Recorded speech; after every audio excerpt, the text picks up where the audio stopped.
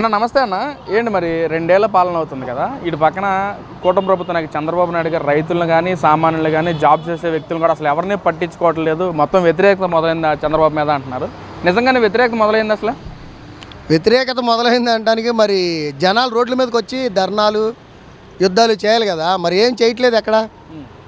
మరి ఎలా వ్యతిరేకత మొదలైందని మీరు ఎలా అనుకుంటారు చెప్పండి. అంటే నేను ఏదైతే వైసీపీ వారు 2 ఏళ్ల పాలనకు వెన్నుపోటు అని కార్యక్రమం చేస్తుంటే ప్రజలందరూ మన్నన పొందాం మేమని చెప్పి అంటున్నారు. మరి వాళ్ళు మరి మన్నన పొందితే మీ వెనక జనాలకి 100 రూపాయలు ఇచ్చి జనాలు ఎలా వస్తున్నారు? ప్రతిదీ లైవ్లో వీడియోలో తీశారు పెడుతున్నారు. 100 రూపాయలు ఇచ్చిన జనం కూడా ఆ 100 రూపాయలకి ఎవడో ఇవ్వలేదని చెప్పి తిడుతున్నారు. అంతా కూడా చక్కగా పబ్లిక్గా చెబుతున్నారు వాళ్ళు. పోనీ ఆ 100 రూపాయలు ఇచ్చిన జనం అన్న ఫుల్గా వచ్చారయ్యా అంటే నిండా తిప్పి కొడితే 100-150 మంది కూడా లేరు. మరి ఎక్కడ వాళ్ళకి సానుకూలంగా ఉందంటారు? వైసీపీ వాళ్ళు ఆ విధంగా మాట్లాడుతున్నారు. బురద జల్లాలి, ఏ పాయింట్ దొరకట్లేదు, ఏదోటి బురద జల్లాలి. ఆయన ఒకప్పుడు ఎల్జీ పాలిమర్స్ ఘటన జరిగినప్పుడు 1 కోటి రూపాయలు నష్టపరిహారం ఇస్తానన్నాడు.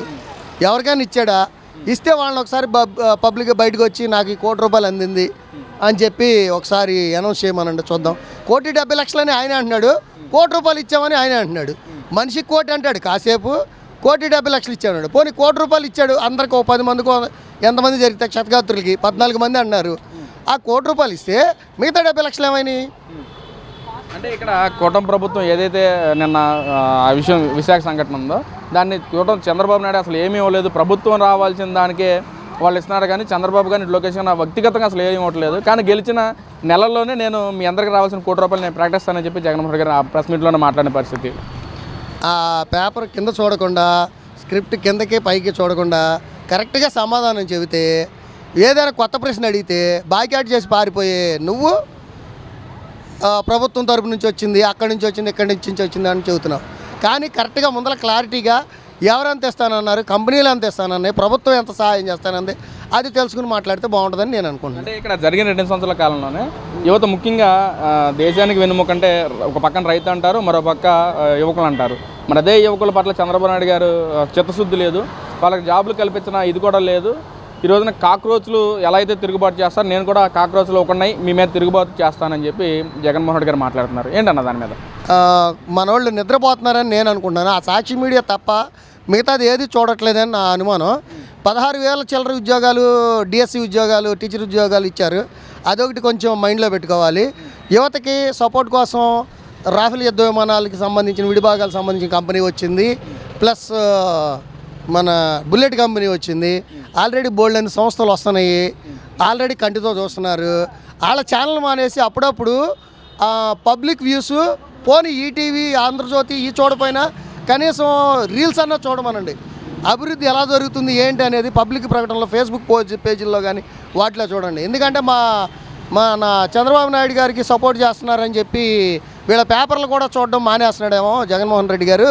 కొంచెం ఈ పేపర్లు చూడటానికి అంటుకోవడానికే భయపడుతున్నాడేమో, ఇష్టపడట్లేదేమో. ఎలాగ భయపడుతున్నాడని నేను అనుకుంటాను. ఎందుకంటే 11 మంది ఎమ్మెల్యేలతో నేను అసెంబ్లీకి రాలేను, ప్రతిపక్ష హోదా కావాలని కాసేపు అంటాడు. 40% ఓటింగ్ నాకే ఉందని అంటాడు. 40% మంది ఓటింగ్ ఉన్నప్పుడు నువ్వు అసెంబ్లీకి వచ్చి ఆ 40% ఉన్న వాళ్ళ మనసులో ఉన్న ఏమైనా బాధలో కష్టాలు ఏమైనా ఉంటే నువ్వు వాటిని ప్రశ్నించు. నువ్వు ప్రశ్నించట్లేదంటే నీకు ఆ 40% కూడా మీకే కంప్లైంట్ చేయట్లా. ఎందుకంటే అభివృద్ధి అనేది జరుగుతుంది, వాళ్ళు కూడా ఏం మాట్లాడలేకపోతున్నారు. కనీసం ఒక ఆయన జగన్మోహన్ రెడ్డి గారి కార్యకర్తే వాళ్ళ తండ్రికి బాగోలేదని చెప్తే కనీసం ట్విట్టర్లో చూడలేదు. మరి నారా లోకేష్ గారు స్పందించి అతనికి వైద్యం చేయించాడు. అతను ఎంత అభిమానంతో చేశానో అని చీతు అని జగన్మోహన్ రెడ్డి మీద పబ్లిక్గా ట్విట్టర్లో వేదికగా ఆయన పోస్ట్ చేశాడు. మరి దాని గురించి కూడా మీరు ఆలోచించుకోవాలి. ఇక్కడ కాక్రోచ్ గురించి ముఖ్యంగా ఆయన మాట్లాడుతున్నారు. మరి నిజంగా దాని మీద మీ ఒపీనియన్ ఏంటన్నా? కాక్రోచ్ అంటే మనం ఇంట్లో వంటగదిలోకి వచ్చే కాక్రోచ్లని ఏం చేస్తాం, మనం చంపేస్తాం. అసలు అది ఒక హానికరమైన ఒక జీవి, క్రిమికీటకం. అది ఎంత ప్రమాదం ఆయన జగన్మోహన్ రెడ్డి ఈ విషయం మాత్రం 100% కరెక్ట్గా చెప్పాడు. ఎందుకు కాక్రోచ్ అన్నాడంటే ఆయన ఎంత దుర్మార్గుడో, ఎంత ప్రమాదకారో, మనుషులకి ఆహారానికి కానీ ప్రతిదానికి హానికరం అని చెప్పి పబ్లిక్గా చెబుతున్నాడు. అంటే ఈసారి ఆ 11 కూడా నాకు వద్దు, నేను విదేశాలు పోయి వ్యాపారాలు చేసుకుంటాను, నేను 0 చేసేయండి అన్నట్టుగా కాక్రోచ్ అని అంటున్నాడు. కాక్రోచ్ చాలా ప్రమాదకర జీవి. అంటే అసలు అతనికి ఉంటే ఇష్టం లేదు ఏపీలో. ఏదో విధంగా ఆయనే బాయ్కట్టే చేసి వెళ్ళిపోదాం అనుకుంటున్నాడు.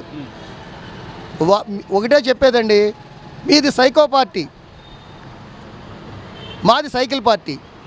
సైకిల్ ఆరోగ్యాన్ని ఇస్తుంది, ఐశ్వర్యాన్ని ఇస్తుంది, అన్నీ మంచి జరుగుతాయి.